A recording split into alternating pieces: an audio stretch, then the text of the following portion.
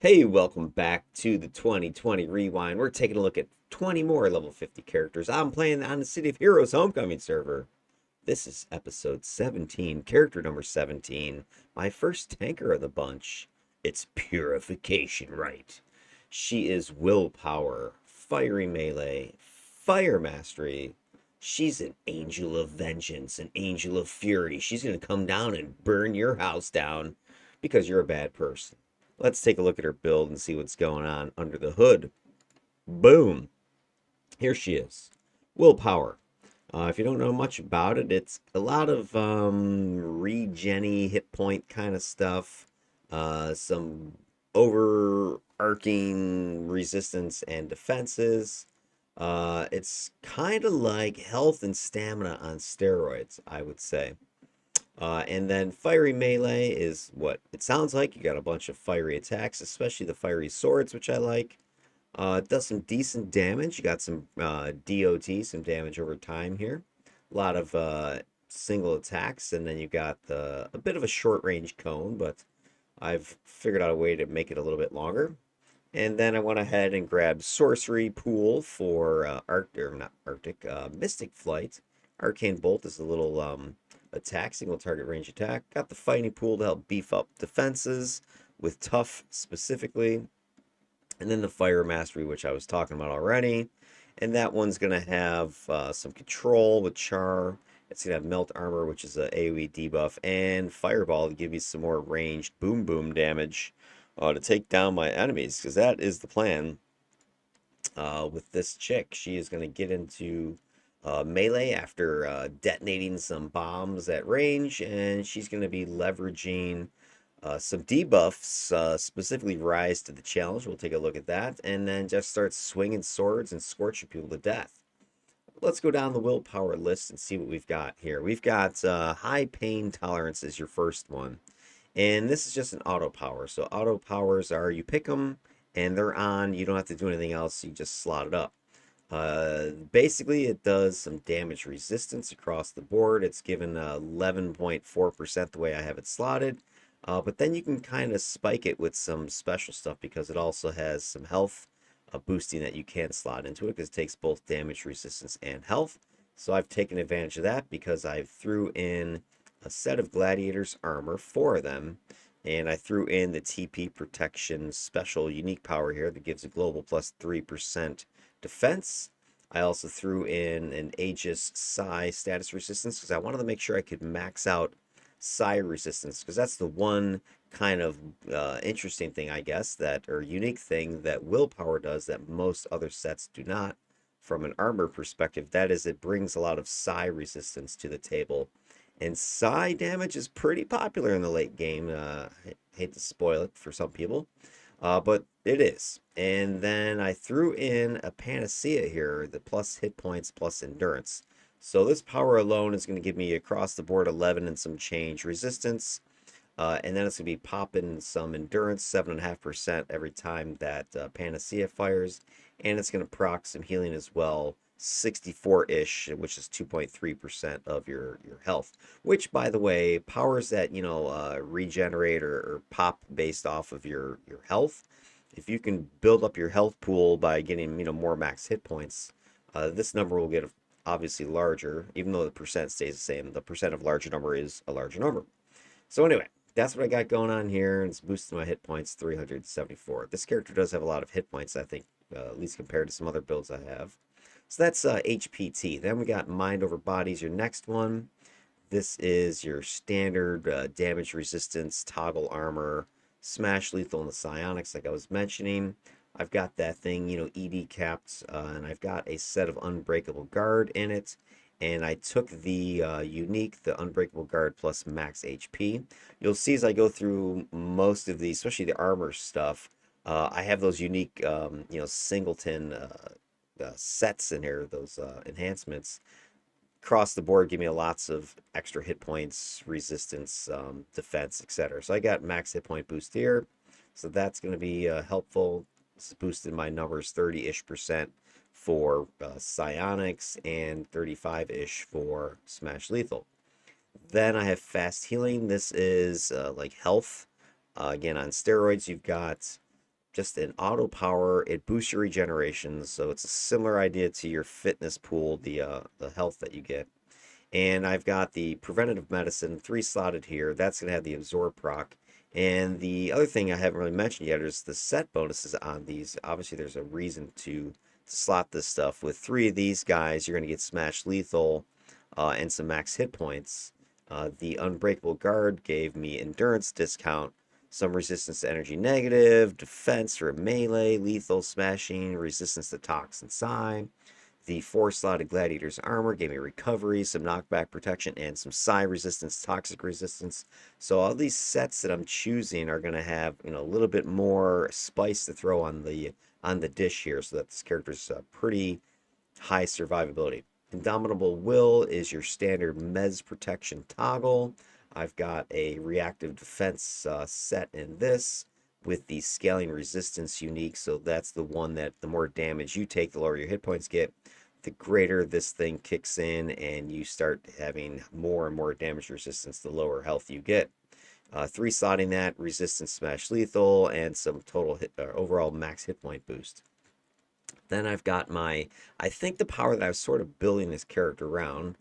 This is your taunt aura, but it's also a debuff. It has taunt, it has plus regeneration, but the big reason I have it or want it or slotted it is for the minus to hit, the minus accuracy. So I have 5 slotted Dark Watchers in here, which is hit point boosting again. Recovery boosting is in here. Let me scoot this up so you can see it better. Get the little pop-ups showing. So it's got hit points, recovery, recharge, and damage. One of the things I was trying to do, aside from boost up my survivable stats and things, is try to find some damage boosting in here. Because if you glance at the build overall, I don't have a ton of damage slots in my powers. A lot of them are only 4 slotted, which we'll get to when we start talking about the melee set. But anyway, rise to the challenge, debuff toggle aura, and let me shut off the Incarnate so I can give you the base numbers here. So without Incarnates on, rise to the challenge is got about a 5.5% to hit debuff. So not the greatest, right? But I'm in melee. It's gonna, prevent me from getting hit a few less times because I don't have a awesome over the top defense. My defense isn't too bad. It's in the singletons and the teens, some 20s as well. So not too bad. You throw in some to hit the buff on top of that. It boosts your survivability. The main thing I have for survivability is not even my resistance, which is pretty good. Smash lethal psionics. I would have a ton of regen and just maximum hit points. That kind of thing is going to really help me out. So I'm trying to get this layered defense approach again, and that is what Rise of the Challenge is going to help me to accomplish. Then we got Quick Recovery, which is really just a stamina clone. So this is an auto on, don't have to do anything, plus recovery.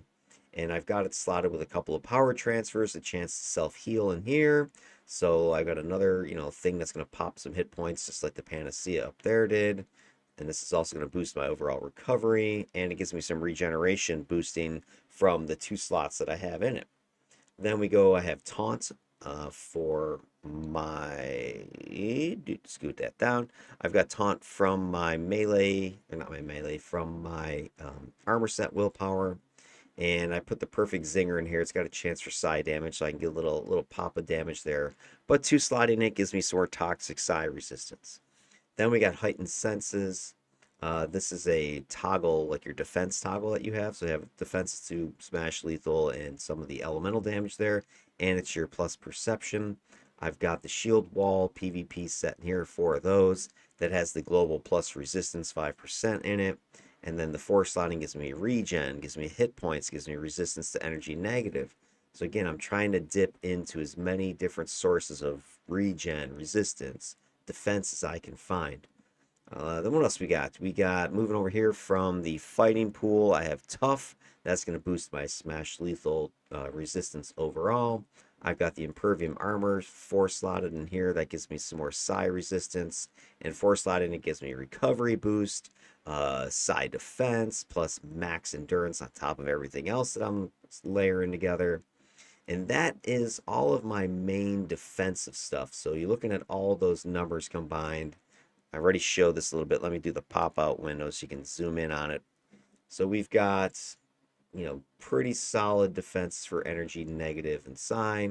My positional defenses are terrible, so that's nothing to write home about. Fire cold's pretty good. So, elemental typed damage is not too bad as far as defense. It's not something you definitely want to try to tank some strike force with. But resistances are really strong. I've got Smash Lethal at 83, and I got Psi at 83. And then I've got, 20, 30, 40% resistance for everything else. So between these and these, it makes it survivable. But the other big thing that's really going to keep this character on their feet is the regen, 527% at this point. So I've got lots of regeneration, getting back, 5 times faster than normal my hit points. And don't forget, I've got the Rise of the Challenge debuffing the people trying to hit me. And then you'll see I've got some controls that I've thrown in here as well to kind of mitigate some more damage for this character. The other thing I can show you is let's go to the advanced totals here. Move this over there. There we go. You can take a look at this. So we take a sneak peek here. My max hit points is pretty high. I think pretty solid. 2775 there. So, base hit points is 18 and some change. So I've got, close to 1,000 extra hit points that I've managed to scrape together from various sets and things. And my endurance and recovery are awesome. I've got, drain is only sitting around 9.6. My recovery is 3.6. So I've got a 4-to-1 ratio here of recovery to drain. So I'm not going to run out of endurance. So I can be attacking the whole time. I don't have to worry about a lot of, toggle type of debuffy sort of stuff or single target debuffy stuff. I'm just going to get into melee after throwing some initial ranged attacks and start hammering on stuff. Have Rise to the Challenge, keep me going, hopefully, and then just beat things down until they stop moving. The other thing I have is, I didn't talk about my tier 9. I did take Strength of Will, and I can show you what it's going to do. So if I click Strength of Will, I have that slotted over here with the Steadfast Protection. That's global defense of 3% and some resistance. I don't have any extra recharge on it, so it's on a 5-minute retimer, which sucks. But when I click it, it's going to cap my resistance numbers down here. So you see, let me scoot it up so you can see that a little bit better. So my resistances are going to go up. So I'm going to be capped at Smash Lethal and Psi. And the other numbers are going up about, 13, 14%, something like that for fire, cold, energy, negatives, toxic. So, a couple big fights, a mission, I'll be able to click Strength of Will and, take on that big boss or that AV or whatever. Because the duration on that power is pretty solid. And go ahead and right click on that. So the duration on Strength of Will is 120 seconds. So that's 2 minutes. So, I got to wait a while for it to recharge, but it's going to be up for 2 minutes, which, unless it's an AV, that fight's over before 2 minutes. And even some AVs these days are going down faster than 2 minutes. All right, that's my defenses that we're looking at. Now, to augment my defense, as I already mentioned, I've got, debuff like Rise to the Challenge. The other thing I did is from Fire Mastery, I took the single target hold, Char, and I have that slotted with a couple of damage procs, Ghost Widow and Neuronic Shutdown. So it does a decent chunk of damage. It's giving me 160 if I see, yeah, so it's giving me like a 160 single damage, pop compared to Arcane Bolt, which is my other single target attack.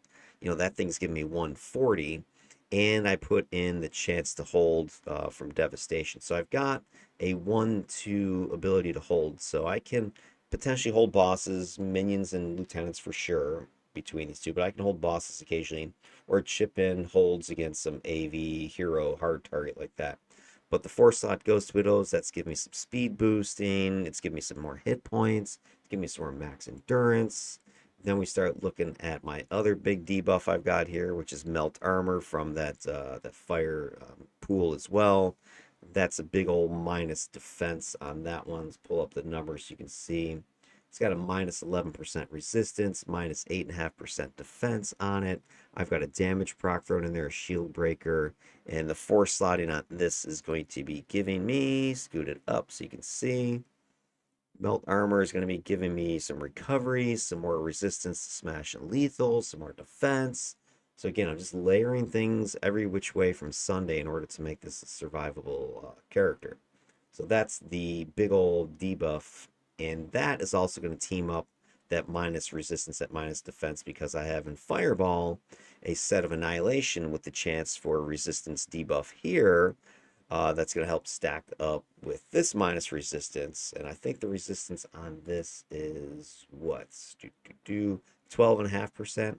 So between these two powers, you know, I can throw in like almost a 25% damage resistance debuff between Fireball and Melt Armor, hitting a big group of people. So that's kind of one of my strategies, right? Is I'm approaching a new group, throw Fireball, throw Melt Armor. I've got Pyronic as well for my Incarnate, so that's my other big boom boom that I'm gonna throw in there. So you can kind of see 1, 2, 3, hurling those, charge in, and then hit him with Breath of Fire on my way in, which I haven't even talked about my melee attacks yet. So let's go ahead and take a look at that side of things. Scoot this down so we can see all the goodies here. I've got everything in fiery melee. This character is attacking, right? I mean, she's kind of scrappery. She's gonna get in there and just start laying into people and attacking. You'll see I've got the same slotting sitting here in Scorch, 4 Makos, Fire Sword, 4 Makos, Incinerate, 4 Makos, and Greater Fire Sword, 4 Makos. Mako said I like it. I took the damage proc on it, and even with 4, it's pretty decent. You get some more resistance to Toxic and Psi. You get hit points, and you're getting a damage boost. So I'm getting, 12% damage boost across the board with those 4 Makos. Overall, I think I've got like a plus 23% damage boost for my various slots. So even though my power is a little bit underslotted here for damage, I'm only at 71%. Throw in that other 23% for just global bonuses, and I've got, close to damage cap, not damage cap, but ED cap levels on these powers, about 90-100%. So I'm not starving for damage. Then we've got the tanker ATOs. I've got in combustion, I've got a set the superior gauntleted fist, and down here in fire sword circle, I've got the superior might of the tanker. I usually put my ATOs in AoE attacks because I'm going to hit multiple people and it ups my odds of this thing triggering. So this one, the thing I'm trying to trigger is the chance for plus resistance. So if that thing pops, that's going to boost my resistance 6.7% to everything for 10, and a quarter seconds. So that's got like a 90% chance of proccing. So I'm going to proc with Fire Sword Circle, and I'm going to be in melee when I need that extra resistance. Anyway, damage boost, hit point boost, recharge boost, and looky, more Toxic and Psi boosting. Up here with the Gauntleted Fist, the proc on this one is the Absorb proc, so same concept as the Fire Sword Circle. I'm going to be in melee. I'm going to need some temporary hit points. So boom, I click this thing. It's going to proc almost definitely. And I forget what the exact number is on it. It says it's 50% chance for 416 absorb, so that's about a fifth or sixth of my total hit points or something like that. So that's a sizable chunk of hit points that you have a pool of absorb to soak up some more damage. Bonuses, you get max endurance, some more damage resistance, energy negative, some more regeneration, some more defense across the board, and it's also capping my damage, in this power as well. So these two powers are going to do a bunch of damage to multiple enemies around me. I already mentioned Arcane Bolt with Devastation. The set bonuses there: regen, hit points, damage, resistance for fire and cold. Then Breath of Fire is my other AoE attack. It's a shorter range cone. It's a 30-degree arc, so that's not very long. And the range is 18 feet, up from 15. So that's pretty short as well. Like blaster type cones, I think are like 30 feet, 50 feet, something like that. So it's a short cone. It's a melee cone. But if you can get 2-3 guys with it and during a fight, then it's worth it, in my opinion. Regen, defense, damage, accuracy. I mean, you can't go wrong with Breath of Fire with artillery. What else did I say? And then the Fireball, I already mentioned that one. I think I already talked about the bonuses you get on that one. Let me scoot it up just to make sure we can see it all. So Fireball with Annihilation, Maximum Endurance, Damage Resistance, Regeneration, Endurance Discount. I've got it everywhere that you can think of. All right, those are all of my major sets and the bonuses that you see. I think I mentioned everything. Just double checking on that. Yep, looks like we're good. All right. And then the other last bit of survivability before I get into some incarnates is health and stamina, your fitness pool powers. I double slotted both those. This one has a Numinas, so it's got regen recovery unique, plus just the healing. And then two slotting on that is more regeneration boosting. Stamina, I've got the performance shitter here. It's got plus endurance, and you got just straight up end mod. So two slot on that one's movement speed.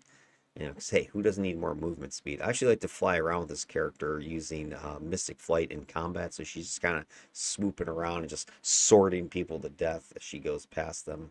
Hopefully, you get to see that during some of the testing.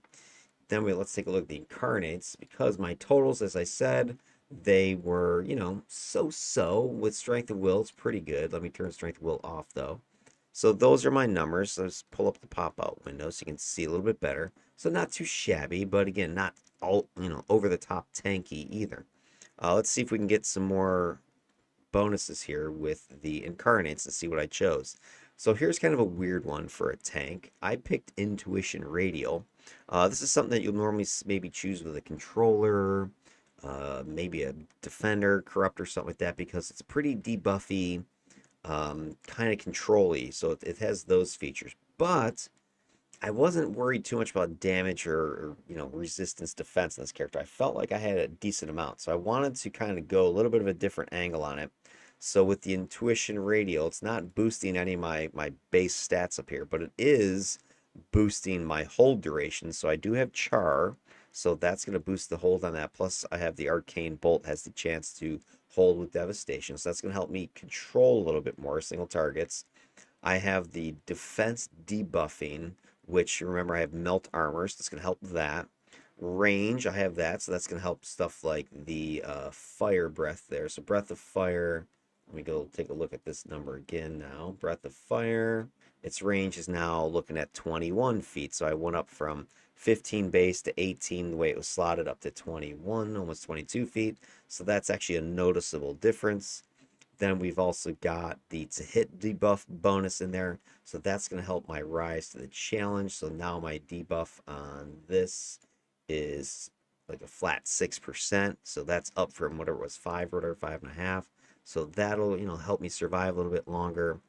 And then I got slow, what is it? Oh, it then has a damage. So I'm getting some of that extra damage here. Because remember, oh, hey, I was underslotted on stuff like Fire Sword, for instance.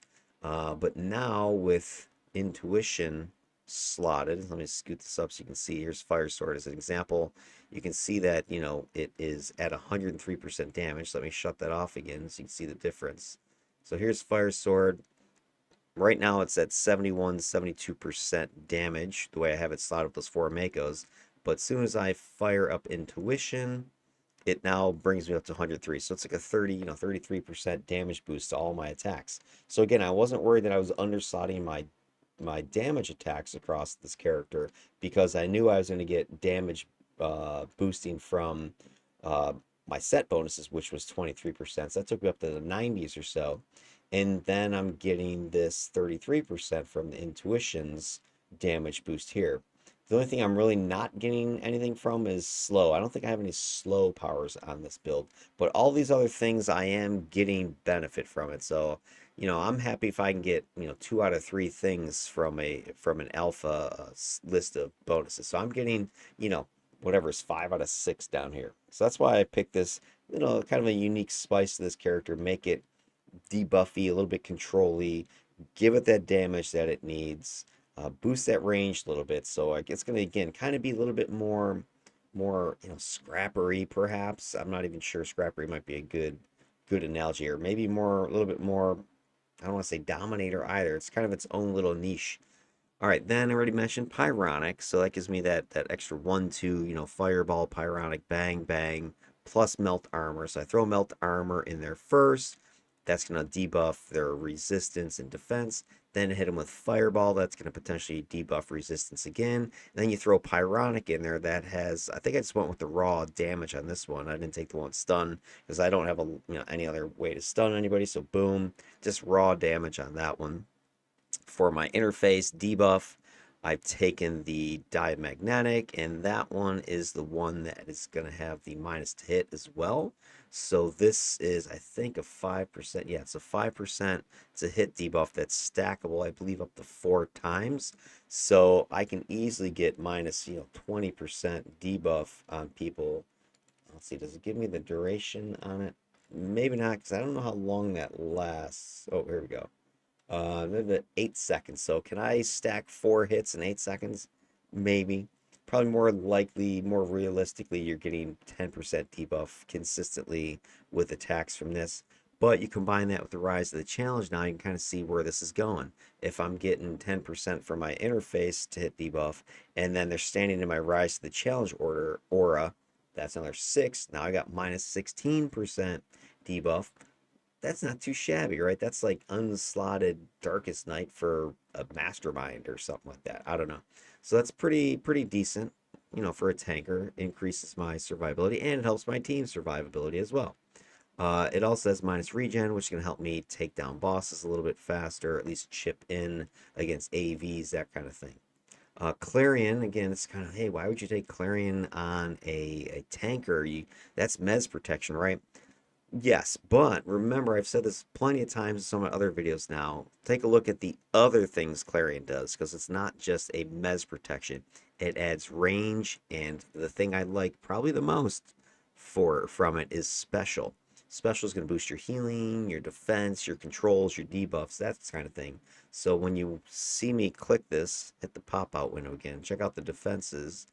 Okay, my defenses are jumping, like energy negative is going up about 10, 11%. Fire and cold are going up like 10% or so. Smash lethal is going up a couple percent. So between that and then you click strength of will, now you can start to see my survivability numbers are looking pretty darn tankery, aren't they? And I still have all that regen. I have all of that, to hit the buff that's going on. So Clarion is good for that. It's also boosting my regen. Is it my regen numbers? Yeah, I think it. I forget. I saw it on one of my powers when I was clicking.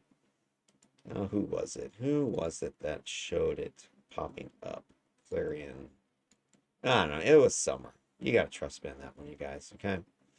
It boosts your other numbers as well. Somewhere in here, it was popping up something.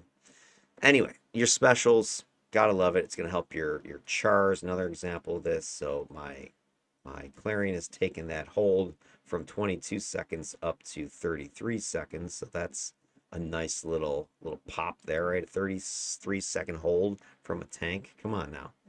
Then we've got Sears, which is my lore pets. I love the Sears, especially with brutes and tanks. They're really good at supporting. They're good at attacking. They throw fortitude on you. I mean, you can't beat that. Then we've got our last choice here was for the hybrid melee. I really like melee, especially for melee characters. Melee radial is really nice because it allows you to get some more. It has a static regen that you get. So let's see if I shut this off real quick. So my regen numbers with melee, yeah, so you can see they're going from 527 to 557. So you're going to get a regen boost passive, which I believe is what that is. And then as you're in melee contact, it'll stack up to like 8 times or something like that. So you get more regen, I think, and then you're going to get defense boosting. It doesn't show it here. I don't know how to make mids show it, but you're going to boost your defense if you're in melee. And so start to think about how that is going to stack up nicely with my Rise to the Challenge, which in melee is going to lower to hit. So I'm lowering to hit with Rise of the Challenge, and I'm boosting my defense with melee. So it's a synergy of awesome proportions, shall we say, that's going to help survivability again. So, I've been preaching this for a long time now, multiple creations here that the raw numbers don't tell the story of your build. A lot of these people I see posting stuff on, you know, hey, and bless you for posting these builds and it works for you. I get it. But a lot of people I feel like going just for the raw straight numbers, defense, defense, defense, whatever it is, or recharge or damage, whatever. And I think they miss out because they're sacrificing a lot, at least in my opinion, to get all these set bonuses just for this one thing. Like they're six slotting like brawl just to get the defense bonuses and stuff, and it doesn't make sense to me. I have a very well-rounded build I'm showing you here, and I am telling you its survivability is way higher than what these raw numbers are showing you over here because of the synergy and the stacking that you're not seeing just in the raw numbers. So all these things are going to add up to make this an extremely survivable build with the debuffing of to hit, with the increased regen and hit points, and then you got the defense, and then you got the resistance, and then you got stuff like Clarion popping off, and then you got your damage and your attacks where you're laying people out, and then you got some controls you're throwing in there as well to keep everything, you know, under control and keep it off your ass.